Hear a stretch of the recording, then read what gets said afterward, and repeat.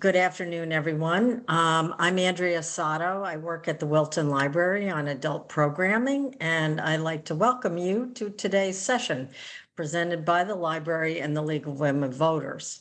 We're happy to continue to bring you programs like this that are informative and they inspire and educate the Wilton community. We're pleased to have both State Representatives Will Haskell and Stephanie Thomas with us today, and we're looking forward to hearing about their priorities for this legislative session.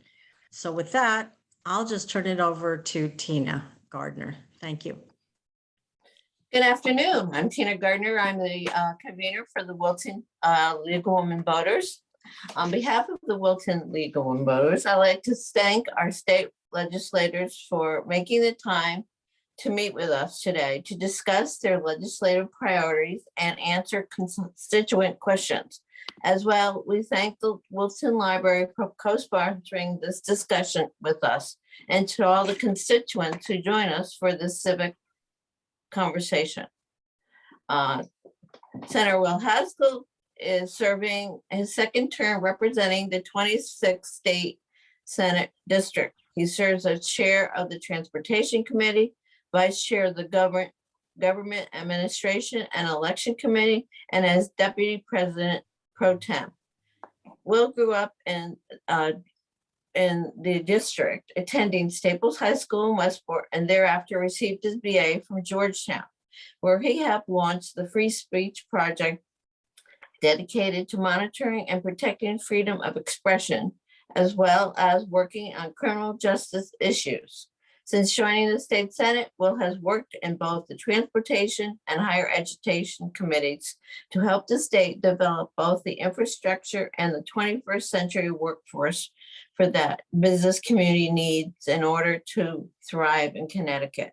Will is also known for being the youngest member of the General Assembly, but the longer he's on the job, the more we'll be moving forward beyond that.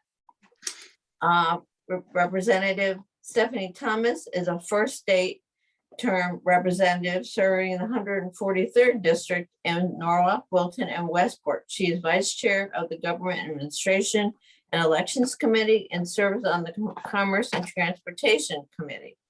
As a member of a small business, Stephanie works as a strategy and fundraising consultant to nonprofit organizations. With over 3 decades of experience in helping hundreds of organizations, she has gained firsthand experience in working with poor, homeless, and disadvantaged students, and many others left behind when government fails to strengthen all their members.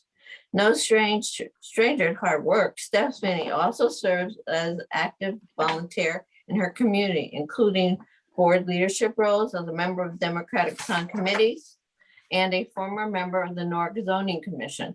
She received a bachelor's degree from New York University and master's degree in nonprofit management from New School University and resides in Norwalk with her husband. I have a proposed kickoff question. Should I go ahead, Pam? Yeah, I just, before you ask the kickoff question from the league, just if any of the constituents who are watching this have questions, this is meant to be informal and it's meant to be about your questions. So just put your questions into the chat and we'll pose your questions to the legislators, and it's an informal conversation. So, we'll run it that way. Yeah, go ahead, Tina, and the kickoff question will be one prepared by the league around league priorities, and then thereafter it's up to you. And who will answer first? Why don't we have Will answer first? Okay. As an organization premised on the idea that democracy depends on the informal engagement of all its citizens, the League strongly advocates measures to facilitate voting access to all registered voters. Several voting access measures are on the legislative agenda this year, including an early voting ballot referendum. Can you discuss what you as a legislator expect to do this year to help constituents understand what this measure will do, and also your thoughts about what role civic organizations like the League may have in supporting its passage? Will? I would love to answer that question, Tina, but I'm going to cede the first answer to Representative Thomas, since after all, she is working on this very issue 24/7. So Stephanie, do you want to answer first and then I'll jump in? Stephanie? Sure. Thank you so much. I apologize to the audience in advance. I did not have time to make it back home, and I'm using a laptop where the sound may not be very good. So I'm trying to speak very loudly. Thank you to the League and to the library. Happy to be here. And yes, Tina, this early voting ballot referendum, I already think it's too late if you haven't been working on it already. I've been working on this, since we passed it in the legislature last year, and many other groups I know the League have as well.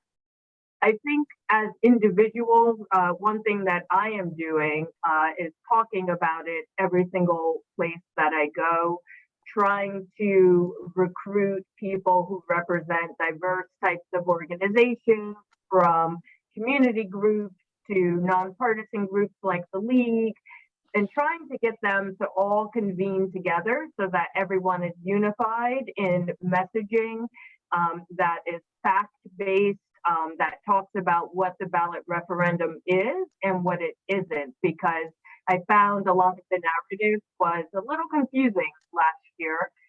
People thought we were voting on what early voting would look like in Connecticut, when in fact we are just voting to make a small edit to our constitution that would allow the legislature to talk about it.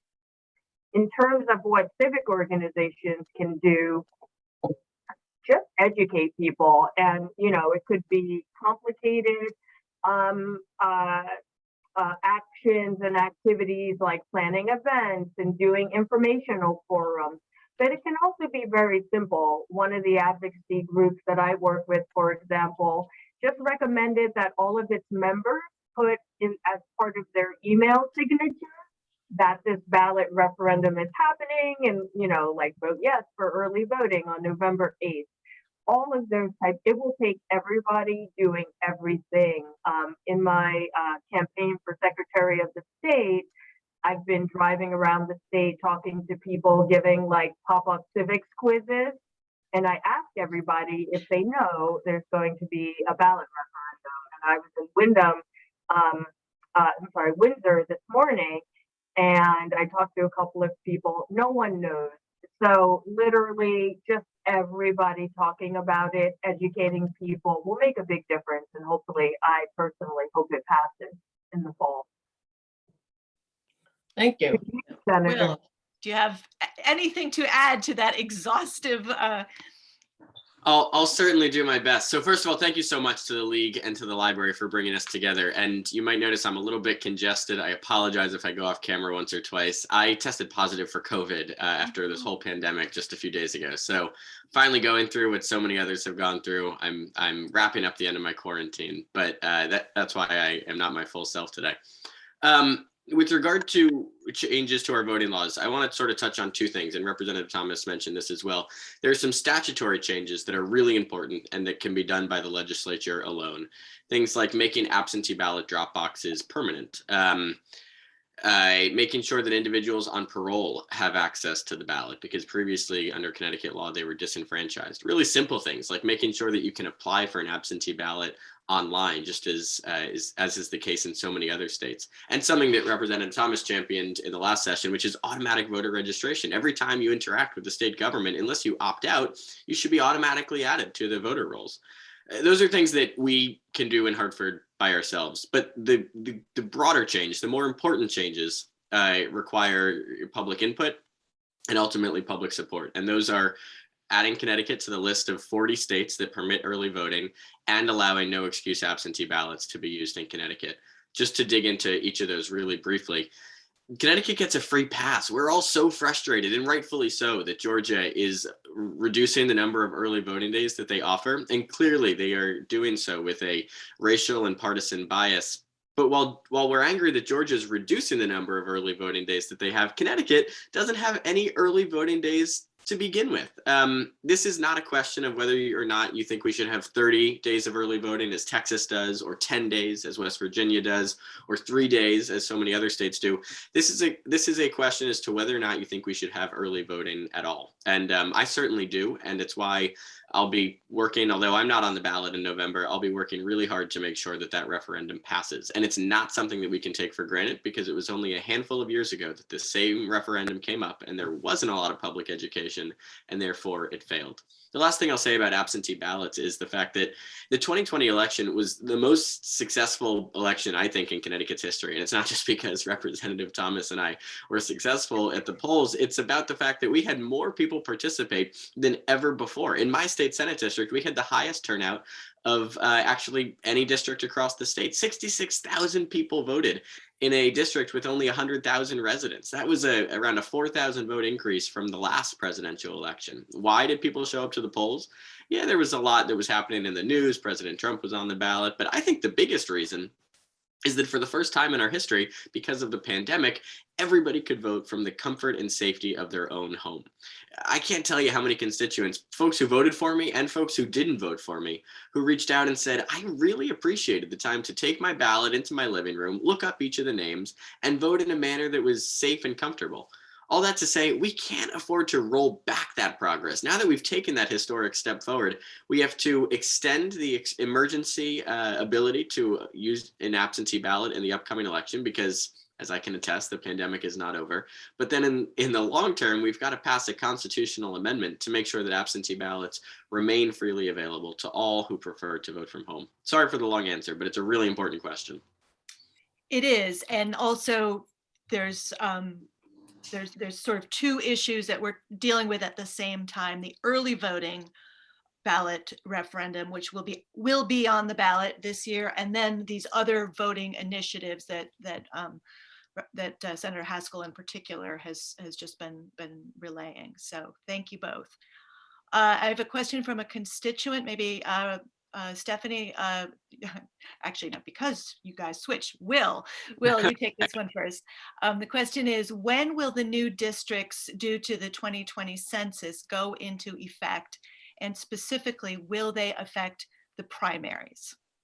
Yeah, that's a really important question. For those who aren't familiar, every 10 years, Connecticut, as with the United States, conducts a census, and as a result of those census numbers, the districts have to be slightly recalibrated and redrawn.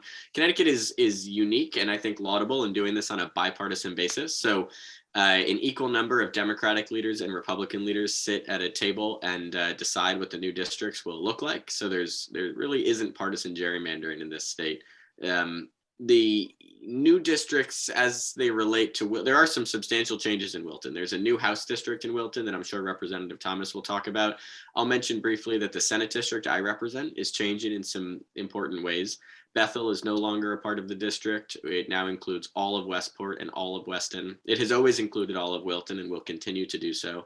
But it also picked up a portion of Darien and Stamford. Why? Because Stamford is the fastest growing city in the state of Connecticut, and those voters needed additional representation. It's still, it's a little bit more of an east-west district as opposed to a north-south district. Getting to the question at hand, the new district lines will take effect in the upcoming election, and that includes primary elections.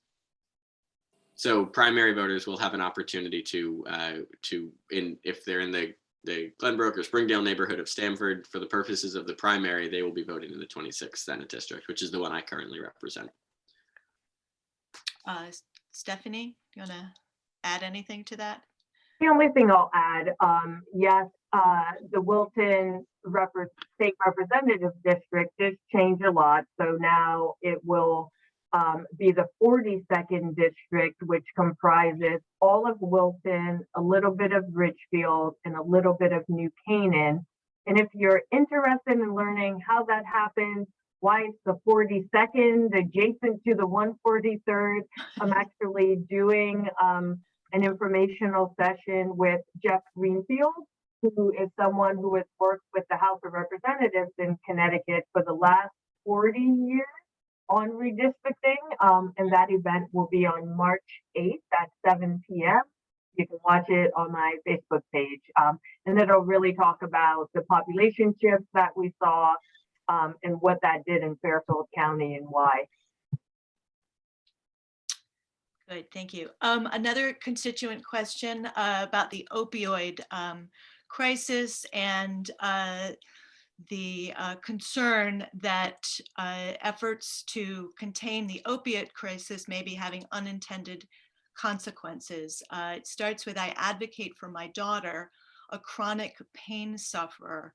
There are millions of people who are suffering with untreated pain due to the misunderstood 2016 CDC guidelines. And the concern is the sort of unintended consequences to contain the opioid crisis spilling over and having adverse consequences on patients who really need pain relief. Stephanie, do you have a response to those concerns?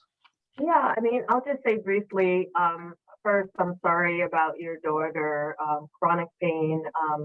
I've certainly had people in my family and friends who have suffered chronic pain, and it is a real hardship. And to be in pain every day is so harmful, so difficult for the mental health of, you know, the family members and everyone suffering. I don't sit on any of the health adjacent committees, so I confess I'm not deeply aware of what is being discussed this legislative session, but I have heard some of my colleagues talk about, you know, I think with the pandemic, the 2020 session got truncated. The 2021 session was very much about just getting through the period we were in. And I feel like this is the first year we're getting back to some of the legislation that had been discussed prior to 2020. And I know various committees are working very hard to figure out what to do about the opioid crisis. And I expect to see some legislation around that this year. Thank you. If I could just jump in very briefly, I'm so sorry for the pain that your daughter experiences. I'm reading right now Empire of Pain, which for those who aren't familiar, it walks through the Sackler family's what may have been in earlier generations, I think, laudable intentions to help those who suffer from chronic pain. And ultimately, it became an effort to peddle these drugs onto folks who didn't necessarily need them. Now you go and get a wisdom tooth removed and you go home with a, you know, full container of Oxycontin, and that's clearly not the patient population for whom that medication is needed. So it is a really fine line to provide this relief to those who need it, and also make sure that these pills don't fall into the wrong hands. I did just want to mention, though, I think included in your question was the fact that, you know, this opioid epidemic, it's not being driven by those who are prescribed the drugs legally. I basically agree with that sentiment. There's a bill that I've been working on actually with Representative O'Day for, I think it's 3 years now, and we haven't successfully moved the needle in the legislature because of pushback that I can go into, but it's a little boring. The overall point of the bill is that it doesn't make much sense. We're one of the only developed countries in the world that still provides amber vials of dangerous medication. If you're prescribed medication in a hospital, you'll probably notice that it comes in blister packaging. Blister packaging is far easier to track. It ensures that every pill can be scanned and associated with a barcode. And it's actually easier for folks to remember whether or not they've taken their medication. Long story short, it makes sure that this potentially really dangerous medication doesn't fall into the wrong hands. And I think that it's time for Connecticut and for the United States at large to transition to packaging opioids and other potentially dangerous pills into blister packaging. That way we can actually, to your point, make sure that these pills are taken by those who need them to stay healthy, to be comfortable, to avoid pain, but that they don't fall into the hands of those who might sell them on an illicit market where they can't be traced or tracked. I've gotten to know some amazing advocates around ending the opioid addiction crisis here in Connecticut, and this is one of their reforms that they push for each and every year. So I've asked the General Law Committee once again to raise it this year. I don't think that they'll be doing so, but it's a bit of unfinished business that I hope can be accomplished by Connecticut in the future, and an area where our state could really lead the way. Thank you. Another constituent question about income tax treatment for people who straddle more than one state. Specifically, please talk about income taxation for employees of New York State entities who work from homes in Connecticut, and what can we do to try to get more of that tax revenue here in Connecticut? Will, I guess you're first.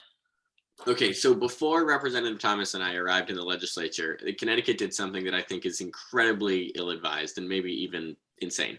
We said that as a state, we are going to fully credit any income taxes paid to the state of New York, so that because New York actually has higher income tax rates for in certain brackets, the result is that commuters end up paying nothing in the state of Connecticut. The intention was laudable. We wanted to avoid double taxation, but in doing so, our solution was to cede all of this very valuable tax revenue among commuters to our neighboring states. Now, this was maybe excusable in a world in which these men and women got up every morning, commuted from the Wilton or the Westport train station, and spent the bulk of their day in New York. They ostensibly were using certain New York services. So although they didn't have a voice in New York's legislature, it was understandable that they were contributing taxes. By the way, 800 million or more a year in taxes to the state of New York. Now, in a work from home scenario, it really defies logic that the individuals who I represent, who work for entities based in the state of New York and were previously commuting every day, they don't have a voice in Albany, and they don't actually utilize any New York services. And yet they are fully credited in the state of Connecticut for any income taxes that they paid to New York. I think that ought to change. I think that Connecticut's getting a raw end of the deal. And I also think that this is an opportunity where we can do two things that I think we all, Democrats and Republicans, desperately want to accomplish. We could bring in more than $800 million of income tax revenue to the state of Connecticut, allowing us to fund a whole host of things that we could talk about today, but I'd like to see that money dedicated to modernizing our transportation system. And in doing so, we could offer our constituents a tax break because, as I alluded to earlier, New York has a higher income tax rate than Connecticut. I tried to fight this battle at the start of the pandemic and lost because Connecticut didn't want to pick such a high profile battle with New York, and the Supreme Court was considering taking up the issue as it related to New Hampshire and Massachusetts, where there's a similarly, I think, nonsensical scheme. I was unsuccessful in that, but I'm continuing to beat the drum because it doesn't make much sense to me that that the folks who live in my district, who previously commuted to Manhattan and are now working remotely, it doesn't really make any sense to me that they are continuing to pay New York taxes when we could offer them a tax break here in Connecticut. And by the way, they've been benefiting for the last 2 years from the incredible services that Connecticut has stepped up to provide, whether it's masks or testing or plexiglass or vaccines or PPE, and I could go on. Thank you. Stephanie. I don't have much to add other than I am sorry you lost that battle, Will. As someone who owns a business in Manhattan, but has only set foot in Manhattan 5 days since 2020, it's very painful. I work from home and I spend all of my time in Connecticut. So I have nothing else to add to what Will explained so well, but it looks like you skipped over a question that I think is really important. And someone, Carol, mentioned that she's lived here for 12 years and hasn't found a good source for finding out about local issues like early voting and how difficult it is to speak things out. And that does a disservice to informing the public about what's going on. Of course, in Wilton, I think the Wilton League of Women Voters does a great job of educating the community about voting related issues. You know, sources like Good Morning Wilton definitely does a good job. But I very much feel that it is the role of the state to educate the electorate about things that touch them. And I know Secretary of State Merrill has actually put in for an appropriation from the state to educate the population about redistricting. A lot of people don't realize that their district is changing. and also to educate them in a nonpartisan way, of course, that there will be a question on the ballot. So people have time to do their homework and figure out, check in with people and ask questions before they're standing at their polling location on election day. So I absolutely agree. We're not there yet, but I hope Connecticut will keep moving in that direction. Thank you, Stephanie. Carol, we did not skip your question. I was going to come back next to your question, so we didn't have 3 back-to-back about voting, and not only pose the question explicitly, but also invite you to join the League of Women Voters, a nonpartisan organization, which is very much trying to do just that, to talk about voter information and voter access from a nonpartisan civic organization perspective. So please check our website and join up with the program and be part of the change that you want to see. But I will now pose the question directly. Carol has a question about transparency and source of information that is not tied to either of the 2 political parties, but just factual information. She says that you have to seek things out, and that does a disservice to informing the public about what is going on, and what can government, not parties, do to ensure that voters have information about the issues and the process and the bills and what decisions are being made separate from what the parties are saying. Can I jump in, Pam? I'm sorry. Yeah, go ahead, Will, if you want to go first. Why don't you start both by conveying information, but then maybe also talk a little bit about how the sausage gets made and how people can participate or at least follow along with how legislation happens within Hartford. Absolutely. Oh my gosh, this is one of my favorite topics, and I have so much to say. First, please come visit us at the state capitol. It feels like it's a world away, but I promise it's just an hour drive. And Representative Thomas and I are always jealous because constituents and school groups from all over the state come to visit the state capitol. But here in Fairfield County, I don't know, when I was growing up here, we never took a field trip to the state capitol. And I think that's a shame. It deprives us of a really important avenue for civic engagement. So bring your family, bring your students, bring your class up to the state capitol, and please visit us to take a look at what actually happens there. If you don't want to drive up, tune into CTN. If you watch that public access channel, it's Connecticut's equivalent of C-SPAN, you'll join probably my grandparents and 4 other people in tuning into what happens every day at the state capitol. But it's fascinating. You get full access to every committee hearing, to every floor proceeding in the Senate and the House of Representatives. And it's a great way to stay up to date, but everybody leads busy lives, and I understand and respect that. So I want to offer just one recommendation in terms of a news source. Good Morning Wilton is, of course, spectacular here in town in providing regular updates on the local and occasionally state level.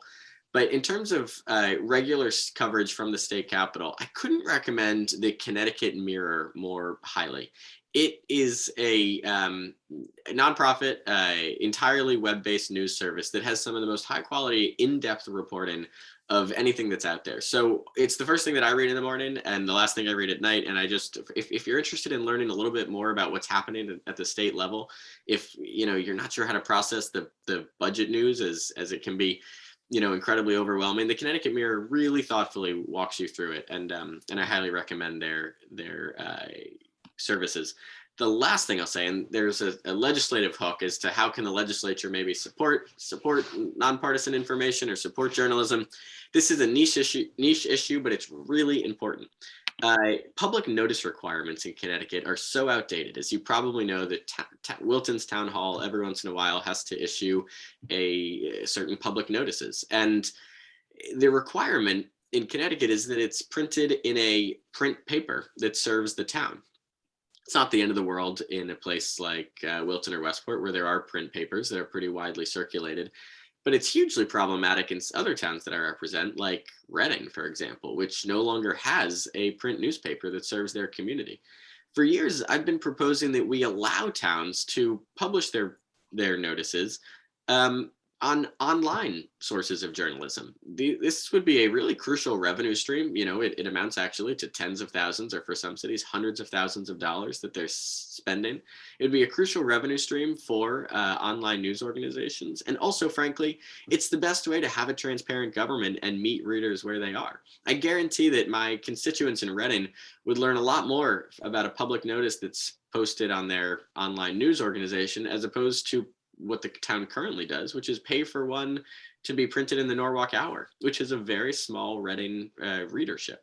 All that to say that we can promote local journalism, move into the 21st century, and actually increase government transparency by modernizing those laws and allowing public notices to be printed in online journalism sources. It's a little bit niche, but we've been working on that for some time. Haven't gotten it across the finish line yet, but hope springs eternal. It does seem to be utilizing the technology that people actually use. So yeah, Stephanie, do you have? I do. I definitely always encourage people, especially in this area, who might not want to make a regular trip to Hartford. I'm putting it in the chat. If you haven't got cga.ct.gov bookmarked on your computer, you should. It is a very robust website operated by the General Assembly. And if you care about any issue, I suggest you follow along. From that site, you can find out under the session tab, you can get the daily bulletin, which will indicate what public hearings are coming up in the next 5 days. It tells you how you can sign up to testify, either on Zoom, which is a great resource that we have not had available in the past, that I think allows people from our area to really engage with the legislature in a way that we haven't been able to previously, when you had to drive to Hartford, sit there for 8 hours, never knowing when you were going to be called. Very few people could do that. So you can find out how to testify, how to submit written testimony. You can pull up committee agendas. You can see what's being discussed. You can read other people's testimony that has been submitted. You can get direct hyperlinks to all the legislators on those committees in case you have a question. You can get the CTN link. You can get the YouTube live feed link. You can do bill tracking. I know before I was in the legislature, I was very interested in the passage of early voting. So I would go to the tracker, type in early voting, and I could track it, and I would get an email anytime something came up related to that topic. Or, if it moved from one committee to another, or it passed the House but not the Senate. So there really is a lot of information out there that is just factual. And cga.ct.gov is definitely one source I recommend and encourage anyone who wants to engage with their community to start with. Thank you. And Stephanie, will the hearings continue to be accessible virtually indefinitely, or is there a shelf life on that? So under the rules for this current session, which will end on May 4th, the hearings will be virtual. The committee meetings, they're going to assess in another few weeks whether or not we can either do a hybrid or those will go back in person. Okay. So May 4th. So this is a great opportunity, again, for our area. I mean, I know when I would go to Hartford to testify on the bill years ago, luckily I just happened to control my own work schedule, but I would go get there at 9:30 a.m., sign up on the list, be number 103, and then you're stuck in Hartford all day, just sort of like checking in now and again. And I'd be there 13, 14, 15 hours, all in. So I encourage everyone to sign up to testify if there's an issue happening that you care about. Very good. I realized that we went directly to questions without doing what we've done in prior sessions, which is to give both of you an opportunity to sort of frame out for what your own priorities for this upcoming cycle are, and what opportunities you would encourage your constituents to reach out to you around those priorities. So Will, why don't you take that first? Just tell us what you're hoping to accomplish in the upcoming session. And put yourself off mute before you do that. I think I would have figured Zoom out by now, right? So I'd love to do that. I think maybe the easiest way to do it is to talk about it on, talk through the committees that I serve on, and maybe mention 1 or 2 bills from each committee. I'll stick to one out of respect for everybody's time. I serve as the Senate chair of the Transportation Committee, and I feel really fortunate. We all should feel fortunate to be living through this historic moment of infrastructure investments, but we've got an obligation in Connecticut to make sure that we get it right, to make sure that our state is at the front of the line for federal investments in things like school bus electrification, to make sure that we're spending these dollars in a way that's greener and cleaner, so that will result in fewer carbon emissions in the future.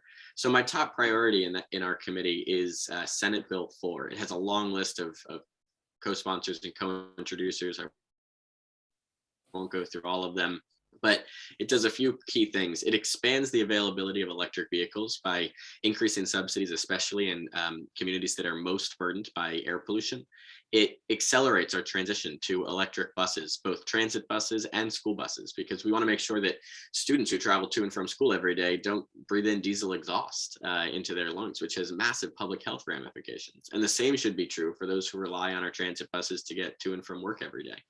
It modernizes traffic signals, and this is something that is often overlooked, but our traffic signals are stuck in the 20th century, meaning they're not responsive to the flow of traffic. And by changing that, we can reduce congestion, reduce idling, and as a result, reduce carbon emissions. The bill would also mandate that we consider carbon neutrality with every new infrastructure investment. So if the state is going to spend money, whether it's at the local, the regional, or at the Connecticut Department of Transportation level, if we're going to engage in a major infrastructure project, we have to assess whether or not that infrastructure project will increase carbon emissions. Highway widening, for example, increases carbon emissions. It's okay if it does, but it then has to be paired with a project like a bike path, like a pedestrian walkway, like an electric bus, that would reduce carbon emissions in a commensurate way. So it essentially creates a carbon neutrality on new infrastructure investments. Colorado was the first state in the country to do this because they want to make sure that billions of dollars of infrastructure money doesn't worsen the problem of climate change, but in fact makes it better. I could go on about what this bill includes, but Senate Bill 4, please stay tuned, look it up. I just published an op-ed about some of the other provisions included in this bill, and I hope you'll consider taking a look. Representative Thomas and I both serve as the vice chairs of the Government Administration and Elections Committee. There's a lot of things that happen there with regard to making sure our bureaucracy functions in a transparent, ethical, and efficient manner. But the most important thing that happens there is changing our voting laws. And the top priority in that committee is making sure that in the upcoming election, as we spoke about just moments ago, every voter who prefers to vote from the comfort and safety of their own home has the opportunity to do so. I'll go a little bit quicker now as we're running out of time, but on the Judiciary Committee where I serve, I'm really focused on making sure that we do something about the problem of gun violence. I've been pushing this for a number of years, and I hope to finally get it across the finish line this year. Right now, when you go and get a permit to buy a gun, it doesn't actually say you can buy a gun. It's just a permit to buy guns. And most people don't buy very many, but some people, some bad actors in the market buy multiple handguns. And the chances are, statistics have shown that if you're buying multiple handguns at once, you're very likely to sell those guns into the hands of somebody who wouldn't pass a background check. This is part of what fuels the deadly cycle of urban gun violence. They're called bulk purchases, and those lead to straw purchases. Straw purchases meaning not in any official or traceable capacity, selling a gun on the street. We can ban bulk purchases, as Maryland and New Jersey and California have done, by saying that you're only allowed to buy one gun per person per month. There are a lot of gun owners in my district, and I always ask them, have you ever had to buy more than 12 guns a year? And the answer is usually no. So I think that's a common sense way that we can address gun violence here in Connecticut. The Public Health Committee, my focus there is, well, we've got a lot to do on the Public Health Committee, but my real focus is dignity and death legislation, making sure that folks who have a terminal diagnosis have the opportunity to be the author of their own final chapter. This is a deeply personal decision, one that should be between a patient who is deemed mentally competent and their doctor. We want to make sure that there are safeguards so that no one is ever pressured into ending their life in a manner that's peaceful and dignified, but that option is available to anyone who'd like to pursue it. Energy and technology, I'm trying to go faster here. Energy and technology is all about reducing, in my mind, reducing the cost of energy and investing more in renewables. I'm so excited that Eversource is opening an offshore wind project that I had an opportunity to tour recently alongside Representative Thomas. That's going to contribute 40% of our energy grid via offshore wind. That's a huge step forward for our climate. Okay, I serve on some other committees, but I think it's time to wrap it up there. So I'll end and hand it over to Representative Thomas. Stephanie, We- your priorities for this We upcoming only have session. to serve on 3 committees. So, and I will also speak through my committee. So Senator Haskell and I overlap on transportation. He mentioned a few things. One of our other major projects for this year is all things electric vehicle related. And I saw there was a question in the chat. And we are definitely doing a gap analysis, if you will, to look at where else we can build electric vehicle charging stations, especially for people who don't own their own homes. So looking at public spaces like schools, or looking at near apartment buildings, and just trying to make sure that we have a really good infrastructure in place. I forget the exact number. Is it 52 million, Will?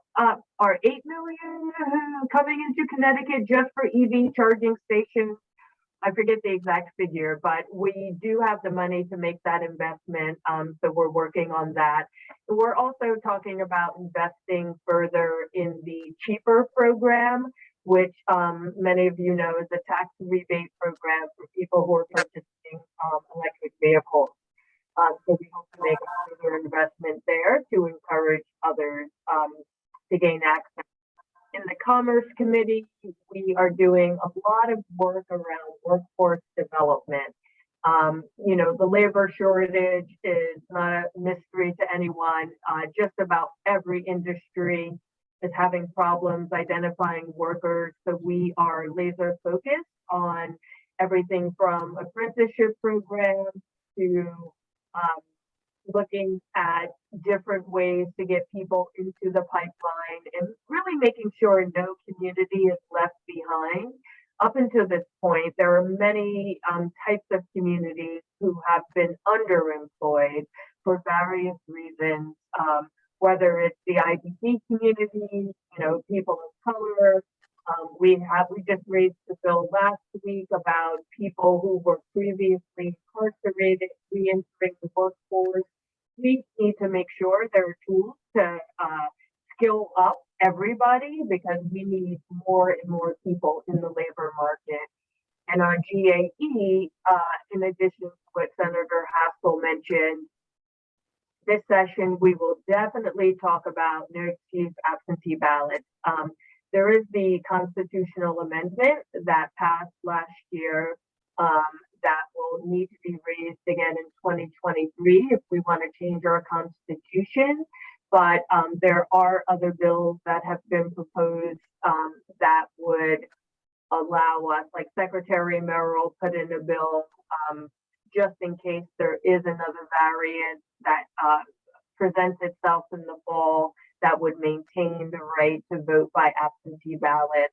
And another interesting bill that we raised yesterday, we had put a task force together last year to talk about risk limiting audits of our elections, just to make sure that everyone has full confidence in the end result. So we'll likely have a lot of conversation about that this year and look very closely at what the task force that was made up of people in the secretary's office, lawyers, technical people from UConn's voter program, town clerks, registrars. So we'll be digging into those details as well. And I think I'll just speak for Senator Haskell as well, because I think both chambers, both sides of the aisle, everyone is laser focused on mental health, and there will be some landmark legislation proposed and debated this session. And it's so broad ranging, everything from license reciprocity for mental health workers who move here from other states, to peer support networks for parents who have children suffering mental health issues, to health insurance reimbursement rates. So it's very broad, wide, sweeping legislation that I'm sure everyone will hear a lot more about in this coming session. Thank you.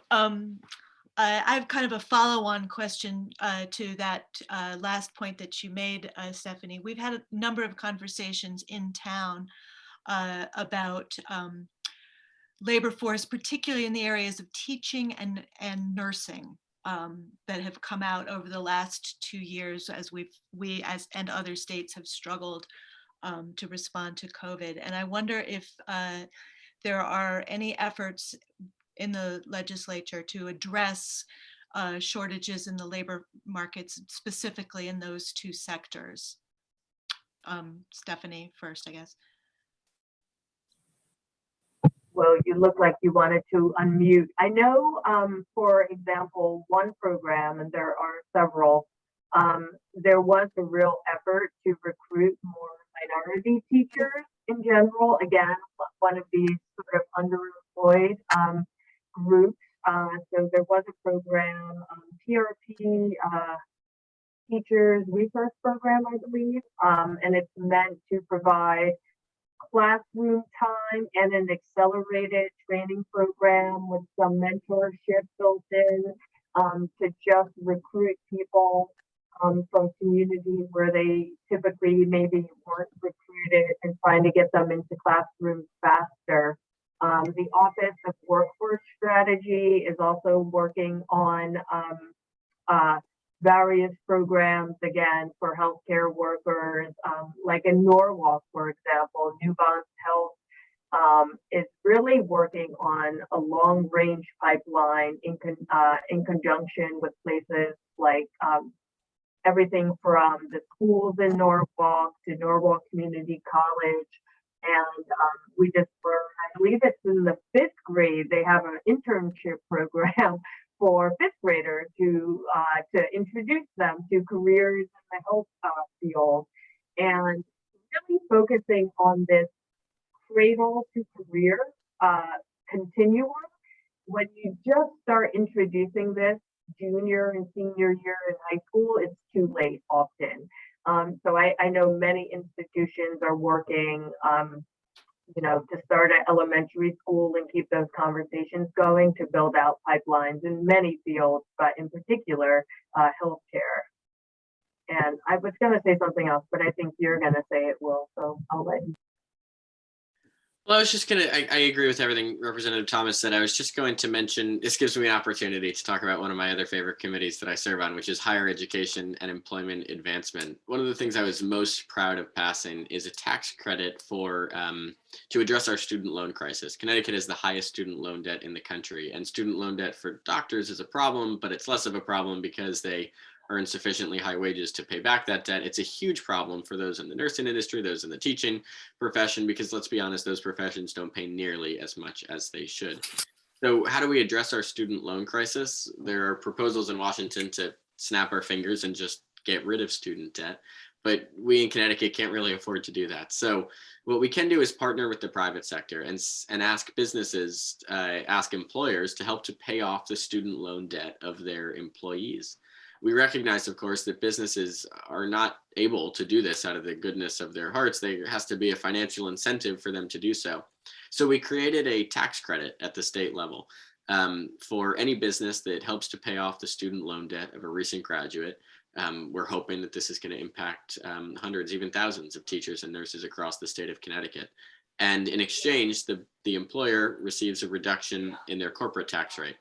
The challenge with the law as passed is that I only had so much money to work with, so it was limited to major corporations. And I want to change that provision this year. Governor Lamont wants to change that provision this year to extend the tax credit to smaller employees and to a host of other organizations and businesses and nonprofits and even school districts that are hiring these local employers so that they can benefit from some student loan relief. We think that this is a crucial part of recruiting the next generation of nurses and teachers, but also across all professions, recruiting the next generation of Connecticut taxpayers and workers to start their careers here in Connecticut. The only other thing I'll say is that the greatest pipeline for my grandfather was recently at Norwalk Hospital, and I got to know some of the nursing staff who was there with him. There's a great pipeline of Norwalk Community College to Norwalk Hospital. And we've got to do a better job of increasing enrollment at our community colleges. All of our colleges are struggling with declining enrollment. And I think that can be directly attributed to the fact that tuition continues to rise. I was proud to pass a free community college initiative in 2019 that's already allowed 7,000 folks who might not have otherwise been able to afford a degree to go and pursue a career of their choosing, pursue a degree of their choosing at their local community college. But that program also needs to be expanded. It was limited to full-time students. And we know that whether you're a single parent or whether you're trying to hold down another job, a lot of folks who go to our community colleges are doing so on a part-time basis as they struggle and race towards getting that degree. So I want to expand the program so that it doesn't only serve full-time students, but so that it also applies to part-time students. And if I may, Pam, I just want to add one more thing because I thought I had seen a press release and I did. So Governor Lamont announced early last week a partnership with Social Venture Partners, Bank of America, and the Connecticut Office of Workforce Strategy. And they have hired, and they're basically hiring 2 new people, one to just work on workforce strategy for the healthcare field and another for the IT field. And the thought is they will laser focus on this and really try to boost membership in both of these fields and make sure there's a pipeline of employees. So that was just announced. So that's happening in real time and needs no further action from the legislature. Thank you. I think for our final question, there's something I've wondered myself, so I'm pleased to see it as a question. Why is there only 1 session per year at the state legislature? I was surprised to find out there isn't a session in the fall. Will, take a shot. Okay, so I'm going to say something great about Connecticut because then I'm about to say a whole bunch of things that I think are bad about Connecticut's legislature. So let me start with the good. We have publicly financed elections, thanks in large part to the league's advocacy, so that it's possible for somebody who doesn't have a lot of financial resources to take that leap of faith and run for office. I know that because I was that person, and I didn't have a savings account when I filed my paperwork to run for office. And that's unique in Connecticut. There are only 6 states in the country, basically, that offer publicly financed elections. And it really tears down a barrier and allows ordinary people to step up and run for office. Here's the problem, and here's what's bad about Connecticut. When you're successful and you are elected, the legislature operates on this sort of myth that it's a part-time job. And the original idea, maybe among Connecticut's framers, was really laudable, that you could be a farmer or a doctor or a lawyer and spend a few months serving at the state capitol and then go back to your ordinary life. But in the 24/7 world in which we live, our constituents rightfully expect us to work on their behalf 7 days a week, 12 months a year, often 24 hours a day. And unfortunately, the part-time nature of the legislature means that we try to accomplish what other states do over the course of 12 months in very short sessions. This year's session only lasts 12 weeks. So what other states get done in 12 months, we are cramming to get done in 12 weeks. And in our rush to get it done, I worry that maybe we don't always get it right. Is 4 a.m. the best time to be debating and passing laws and considering amendments? Probably not. If we had more time, we could go to bed, wake up the next morning, return to the Capitol, and debate this with, clearer heads. I also think that the part-time nature of Connecticut's legislature doesn't just restrict us from passing good policy, it restricts who is able to serve. Because let's be honest, we make $29,000 a year. I'm not revealing a big secret. You can go and look it up. And who can really afford to make $29,000 a year and live in Fairfield County?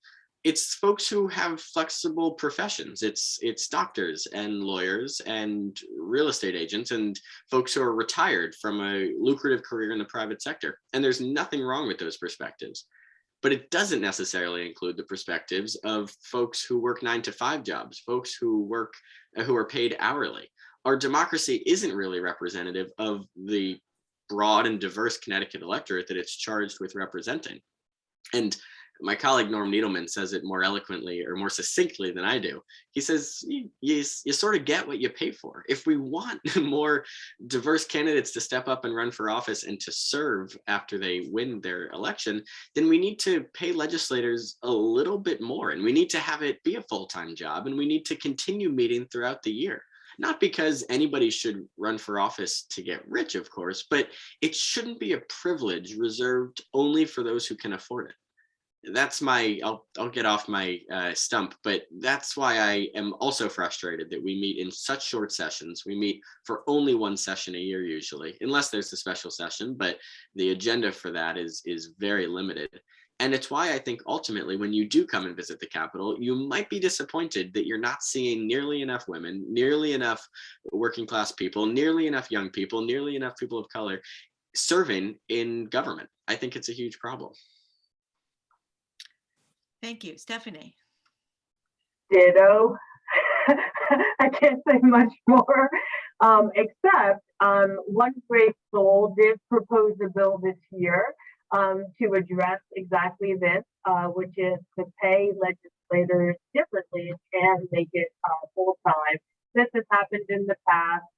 I doubt it would ever pass, but I personally would love to see an outpouring from the community, because I think we are doing a disservice to all types of people who could never serve under, these current limitations. I would love to see 10,000 people sign up when we discuss that bill to talk about how they would like to have a full-time legislature that is compensated for the job.